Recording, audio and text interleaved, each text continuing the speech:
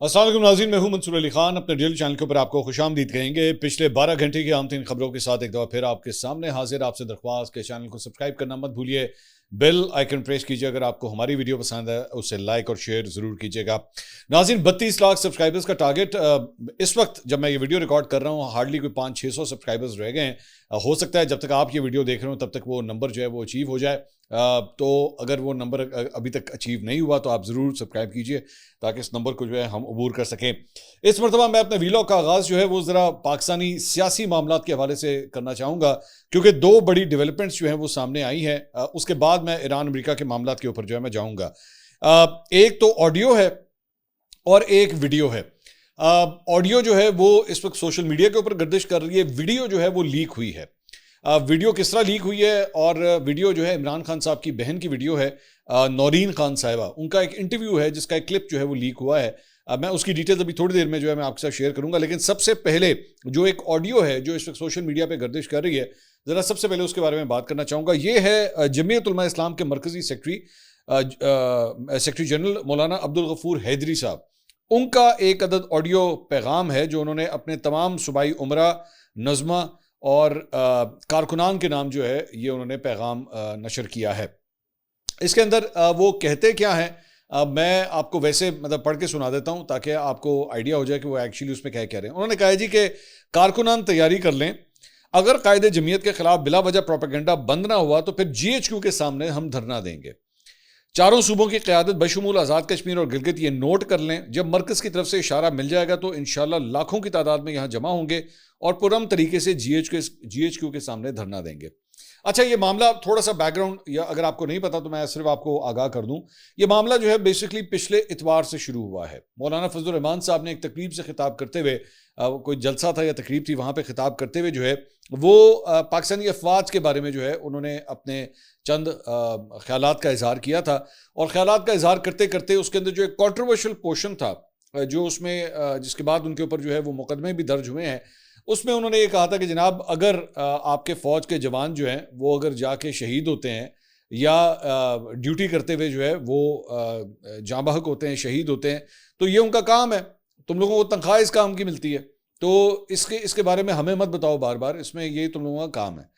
और बाकी एस्टैब्लिशमेंट के ऊपर जो तनकीद करना वो उन्होंने की, वो बाकी। लेकिन ये जो पर्टिकुलर पोर्शन था ना, ये काफ़ी हद तक जो है वो कंट्रोवर्शियल साबित हुआ। और उसके बाद हमने देखा कि उसके 48 घंटे के बाद जो है, 48 घंटे के अंदर अंदर मुख्तलिफ रहनुमाओं ने, हुकूमती ख़ास तौर पे जो रहनुमा थे, उनकी जानिब से मौलाना फजलुर रहमान साहब के इस बयान के ऊपर जो है उसकी मजम्मत की गई कि उन्हें नहीं करना चाहिए था। और ज़ाहिर बात है जर्नलिस्टिक कम्युनिटी जो है उसने भी उसमें से भी कई जर्नलिस्ट ने, एंकर्स ने जो है मौलाना साहब के इस बयान के ऊपर तनकीद की कि आपको ये बयान नहीं देना चाहिए था। मेरा एडिटोरियल पॉइंट ऑफ व्यू इसके ऊपर जो था, मैं ऑलरेडी इसके ऊपर बात कर चुका हूँ। थोड़ा सा दोबारा मैं रिपीट कर देता हूँ कि मेरा इस पर पॉइंट ऑफ व्यू क्या है। मैं इसके ऊपर ये बात कह चुका था कि आपने अगर तनकीद करनी है फ़ौज के किरदार के ऊपर, पाकिस्तानी जो सेटअप है उसके अंदर पिछले 60-70 साल के अंदर जो कुछ भी हुआ है, पाकिस्तान की इस्टेब्लिशमेंट ने जो भी किरदार अदा किया है, आप उसके ऊपर खुल के तनकीद करें। यह आपका राइट है, ये आपका पाकिस्तान के एक सियासतदान होने के तौर पे आपका ये राइट है। आपको पाकिस्तानी जनरल्स के साथ मसला है, आप उनका नाम लेके उनके ऊपर तनकीद करें कि जी फ़लाँ जनरल है, मुझे उससे मसला है, फ़लाँ जनरल मुझे उससे मसला है। ये आपका राइट है, आप उसके 100 दफ़ा करें। लेकिन मेरा इख्तलाफ मौलाना साहब के साथ इस बात से स्टार्ट होता है जब आप शोहदा के हवाले से जो है वो ये बात कहें कि जी इसमें कौन सी बड़ी बात है, आपको पैसे इस बात के मिलते हैं।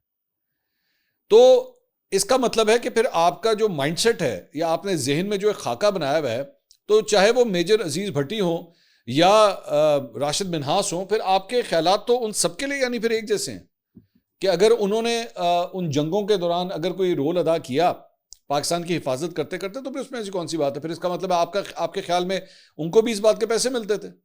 तो फिर ये जितने भी मिलिट्री जो एजाज़ात दिए जाते हैं, फिर आपके सामने तो उनकी कोई वक़्त ही नहीं है, क्योंकि अगर आपके जहन में ये बात है कि जनाब आपको तो इस बात के पैसे मिलते हैं, तो फिर तो पाकिस्तान के लिए अगर किसी ने भी किसी जगह पे कोई काम किया, फॉर एग्जांपल मैं एक और एग्जांपल देता हूँ, मिसाल के तौर पे अगर आपके पायलट्स ने, आपके फाइटर पायलट्स ने अभी 1 साल पहले भारत के खिलाफ जो जंग लड़ी और उसके अंदर उनके जहाज गिराए, तो उसमें से कौन सी बात है, तो फिर पायलट्स को भी इस बात के पैसे मिलते हैं। फिर तो आप ये भी कह सकते हैं ना। तो फिर आप तो पाकिस्तान के हवाले से कोई भी किसी भी शोबे में कोई किरदार अदा कर रहा हो, चाहे वो साइंटिस्ट हो, चाहे वो सहाफ़ी हो, वो लिखारी हो, वो रिसर्चर हो, वो डॉक्टर हो, तो सबके अपने अपने काम है, सबको इस बात के पैसे मिलते हैं। तो फिर किस बात की फिर तारीफ की जाए? एजाजात की फिर क्या वैल्यू हो जाती है? और शहादत का रुतबा तो एजाजात से भी बढ़ के होता है। ये तो एक ऐसी चीज होती है जो एक्चुअली मतलब मैंने रिसेंटली एक्चुअली एक हमारा एक जवान था, उसके बाप को मैंने नारे लगाते सुना पाकिस्तान जिंदाबाद के अपने बेटे के जनाजे के ऊपर। मैंने उन माँ बाप को देखा है जिनके बच्चे जब शहीद हुए पाकिस्तानी फौज के लिए लड़ते लड़ते, तो उन्होंने कहा कि हमारे 4 और होते तो 4 और शहीद हो जाते। ये जज्बा कहां से आता है? क्या उनको जाके, उन माँ बाप को जाके खड़े होके ये कहा जा सकता है कि अगर तुम्हारा बेटा बॉर्डर के ऊपर जाके शहीद हो भी गया तो क्या हुआ, उसका तो काम ही यही था, वो तो पैसे इसी चीज के लेता था, कौन सी बड़ी बात कर दी तुमने? मौलाना साहब किसी शहीद के बाप को ये बात कह सकते हैं जाके? नहीं कह सकते। मैं समझता हूं मौलाना साहब नहीं कह सकते, मुझे इतना एतबार है मौलाना साहब के ऊपर कि वो नहीं कह सकते। मेरे ख्याल मामला यहां से इस बात के ऊपर खराब होता है, हो जाता है। हमने बहुत से पॉलिटिशियंस को कवर किया है, स्लिप ऑफ टंग हो जाता है, फरते जज्बात में आप कोई गलत बात कर देते हैं, हो जाता है। मैं जानता हूं ना, हो जाता है भाई, मैं इतने सालों से इस चीज को मैं कवर करता हूं और सबसे हुआ है। आप जितने पॉलिटिशियन उठा के देख लें, सबसे कोई ना कोई गलती हुई है, ऐसा नहीं है। लेकिन आप उसके ऊपर ना, यू टेक 2 स्टेप्स बैक, या आप चुप हो जाते हैं, या आप माजरत कर लेते हैं, या आप कह देते हैं मेरा मकसद ये नहीं था, मैं कहना कुछ चाहता था, मैंने कह कुछ दिया। मेरे लिए ज्यादा हैरानकुन बात यह है कि अब आप इस चीज को एक स्टेप और आगे लेके जा रहे हैं। ये मौलाना अब्दुल गफूर हैदरी साहब का ये जो ऑडियो पैगाम है, वो ये कहता है कि जनाब अगर आप लोगों ने मौलाना साहब के ऊपर ये तनकीद बंद ना की तो उसके बाद हम GHQ के बाहर धरना देंगे। ये तो इसका मतलब है कि फिर आप अपनी उस बात के ऊपर बजिद हैं। और उसके बाद एक्चुअली मैंने अगले 5 दिन के अंदर, मौलाना साहब ने जब ये बयान दिया था, अगले 5 दिन के अंदर मैंने मुख्तलिफ रहनुमाओं के, JUFA के मुख्तलिफ रहनुमाओं के, कामरान मुर्तज़ा साहब हो गए और दीगर अफराद हो गए, मैंने उनके बयान देखे। मौलाना साहब के उस बयान को वो डिफेंड करते आए।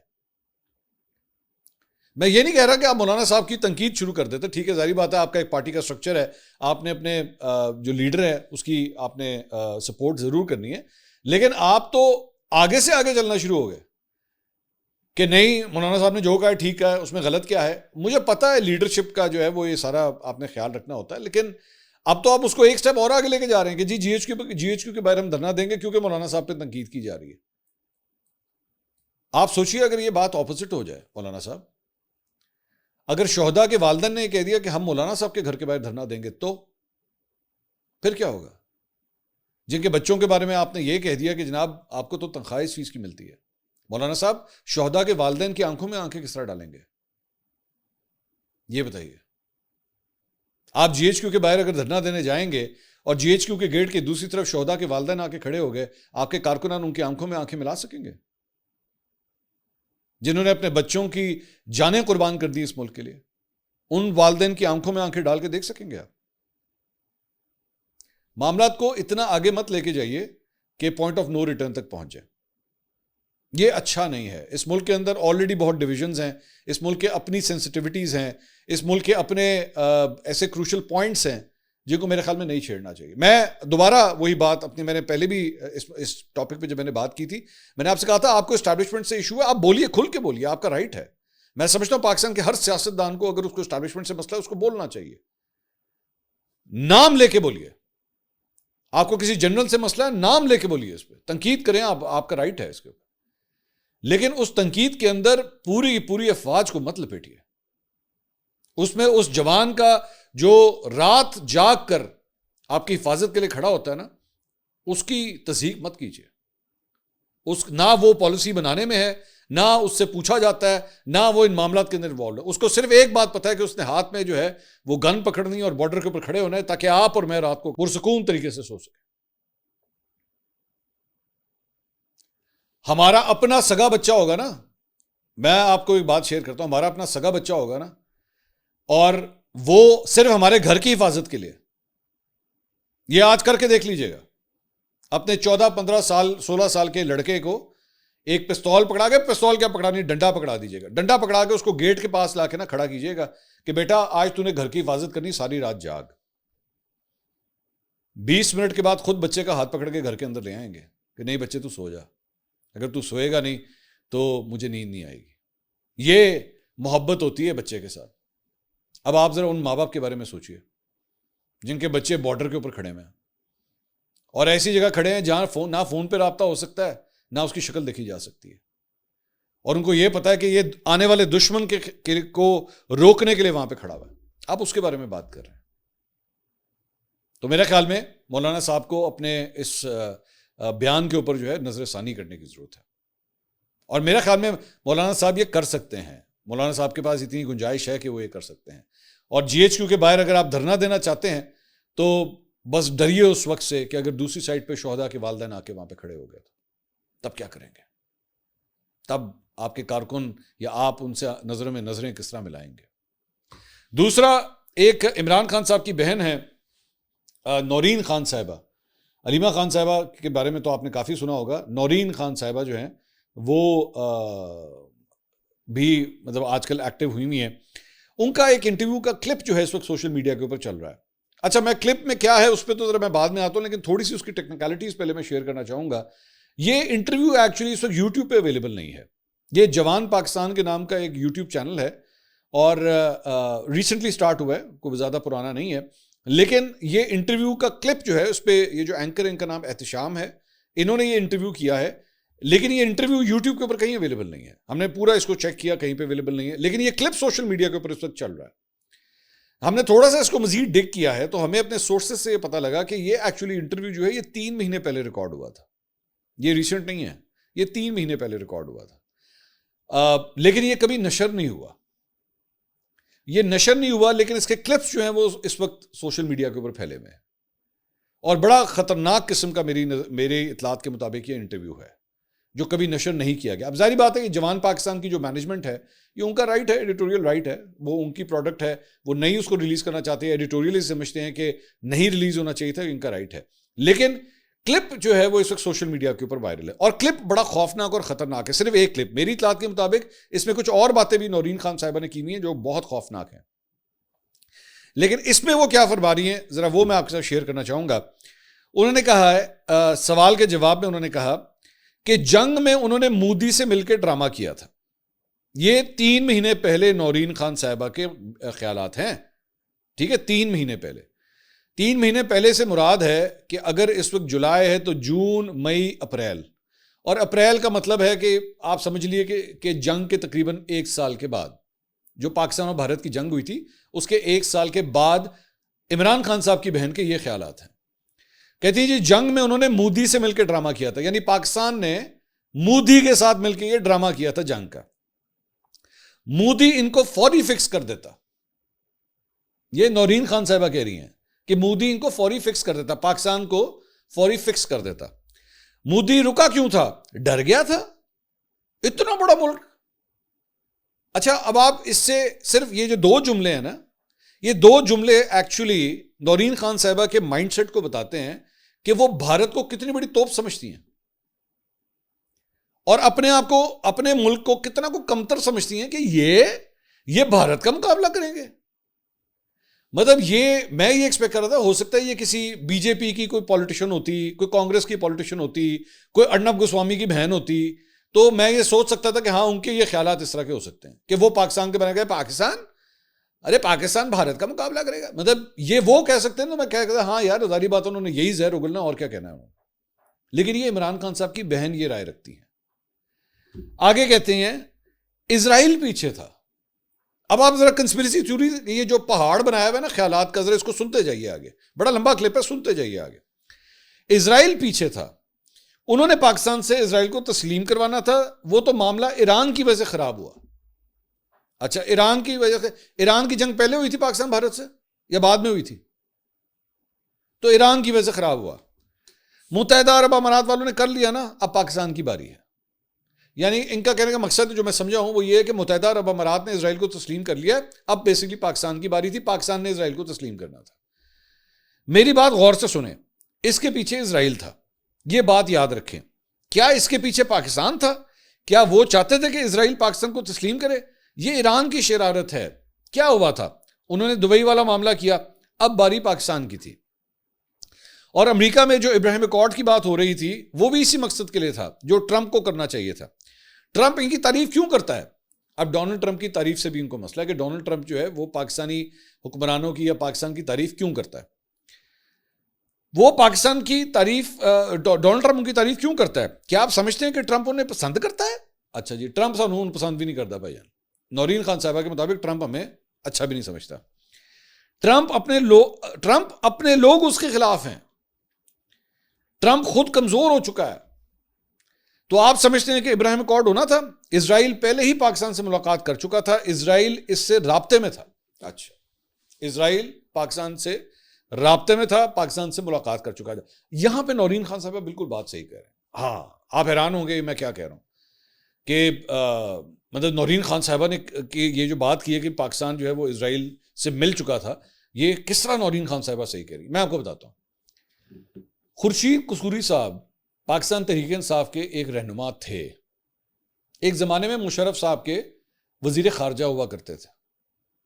ठीक है, ये आप इमरान खान साहब के साथ उनकी तस्वीरें पीटीआई के अंदर इनका असर व रसूख जो भी हुआ करता था, अब नहीं है, एक ज़माने में होता था। इजराइल के साथ इनकी मुलाकात हो चुकी है जनाब, जब ये वज़ीर ख़ारजा थे मुशर्रफ साहब के दौर में, और उस वक्त एक अटेम्प्ट हो रही थी कि जनाब इजराइल को जो है तस्लीम करवा लिया जाए। ठीक है, मुशर्रफ साहब के दौर के अंदर, और इसी वजीर खारजा को उसके बाद पाकिस्तान तहरीक इंसाफ में शामिल किया गया था। ये आपके ही भाई के साथ लेफ्ट राइट खड़े हुआ करते थे। ये तब मुलाकात कर चुके हुए थे इजराइल के साथ, और ये मैं कोई हैरानकुन बात नहीं कर रहा, अपनी किताब में इन्होंने लिखा हुआ है। ये खुर्शीद कुसूरी साहब ने अपनी किताब में खुद लिखा हुआ ये कि हाँ जी हमारा इजराइल से राब्ता था।